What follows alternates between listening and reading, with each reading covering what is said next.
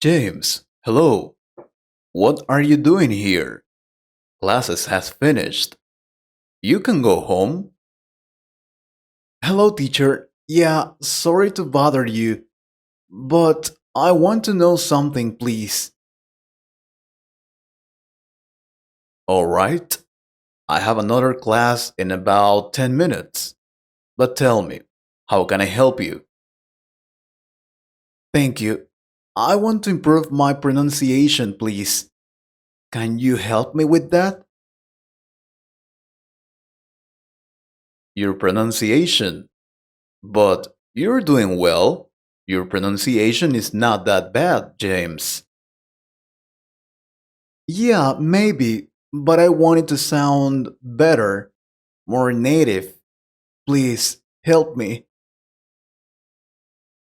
Of course. I'm gonna tell you how to improve your pronunciation. Then, many people ask me how they can tell if a word is pronounced correctly or not. This is easy to know. And this is the first thing you have to know. You probably already use a dictionary to translate English words. But online or digital dictionaries can offer many additional benefits, including pronunciation guides. These kinds of dictionaries are some of the most useful tools you can have for practicing English pronunciation. And you know what is the best thing about it? They are available online for free. Yeah, all right. I will give you some examples. Google Translate is the most famous. Now, if you're just looking for pronunciation help, type in Google search how to say insert word. You will get both an audio pronunciation guide, which you can slow down, and also and a visual guide that shows how your mouth should move when saying the word. It is amazing. Another ones are Fluent U, Forbo, Word Reference, etc. Again, I have to tell these are not recommendations. They are just examples. They don't pay us to mention them. Another good method that still works is break words down into sounds. I will explain it to you. Words are made up of syllables or parts. The word syllable, for example, has three syllables. Syllable. Turning words into parts can make them easier to pronounce. You should try that.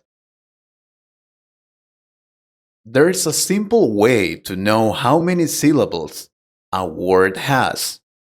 Pay attention. Place your hand flat just under your chin. Now you have to say the word slowly. Each time your chin touches your hand, that's a syllable. Incredible, right? Add stress to sounds and words. English is a stressed language. What does it mean? That means some words and sounds are more important than others. You can hear this when you say a word out loud. For example, the word introduce is pronounced with a stress at the end, so it sounds like introduce. Sometimes, where you put the stress in a word can change the word's meaning. I will give you one example. Say this word out loud. If you said present, you are talking about a noun that means either right this moment or a gift. If you said present, you are talking about a verb that means to give or show. You need to remember that most two syllable nouns are stressed on the first syllable, and most two syllable verbs are stressed on the second syllable, like present. Okay, I know what you're thinking.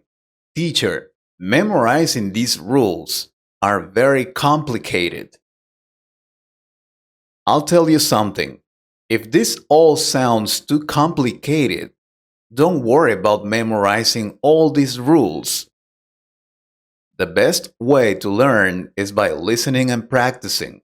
Remember that most native English speakers don't know the rules. Either they just say what sounds right. With enough practice, you can get what sounds right too. Ask yourself which dialect of English you want to learn. What do I mean? Do you want to sound like you're from America or England, Australia or New Zealand, maybe Canada or South Africa?